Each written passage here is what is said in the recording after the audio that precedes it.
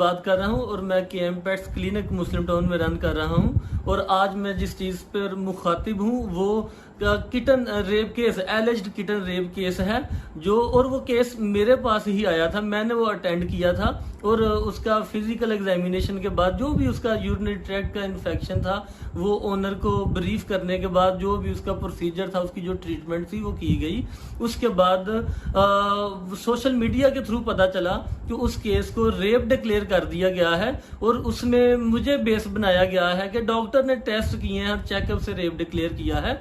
तो मैं नाज़रीन आपको बताता चलूं कि उसमें ऐसी कोई हमने फाइंडिंग्स नहीं देखी कि जिसकी बेसिस पे रेप डिक्लेयर किया जा सके।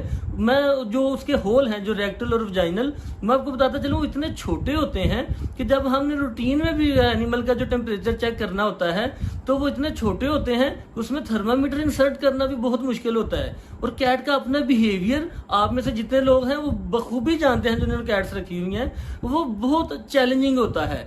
तो ऐसी चीज जिसकी इंटेग्रिटी भी ठीक हो, होल भी ठीक थे, डैमेज नहीं थे, और उसके बाद उसका फिजिकली भी जो उसमें पॉसिबिलिटी ऐसी कोई होती नहीं है कि उसमें ये रेप हो सके।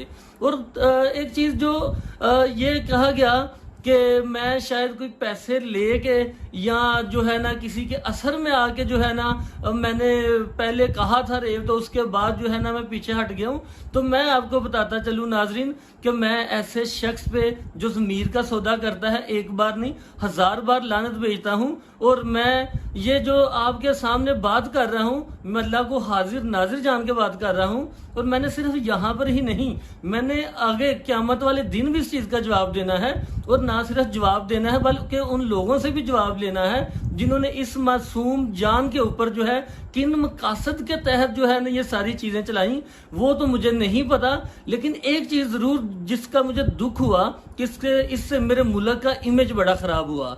जो नेशनल एक हमारी एक इमेज है, तशख़्ख़ुस है,